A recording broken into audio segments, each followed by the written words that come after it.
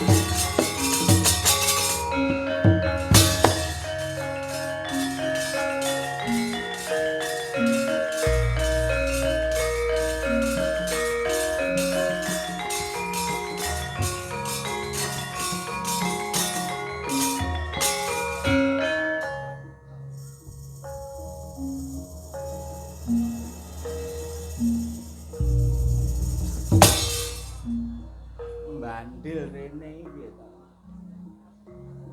Ho.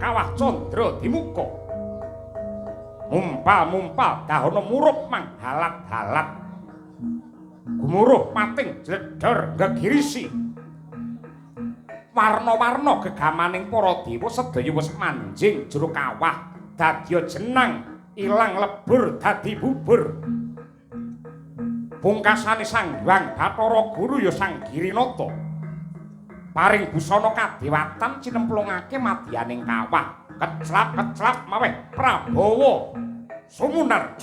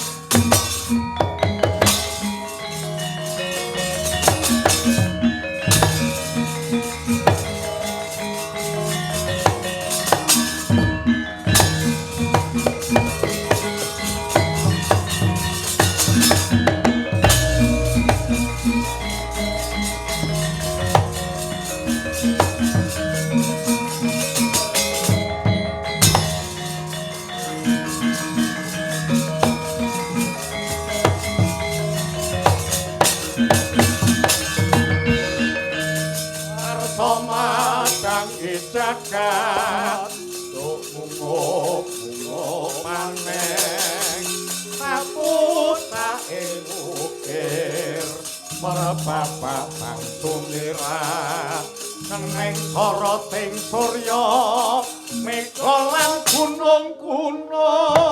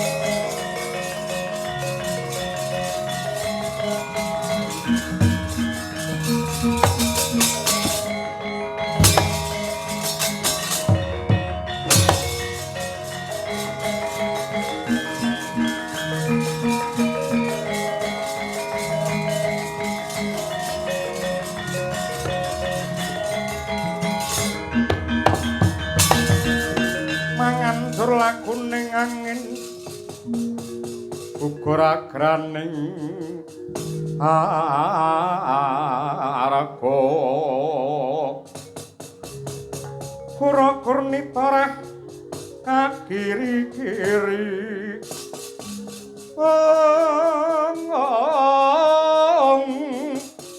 harek bumi prakempita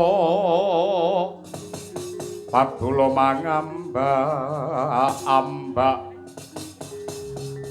udan treswar lan lesus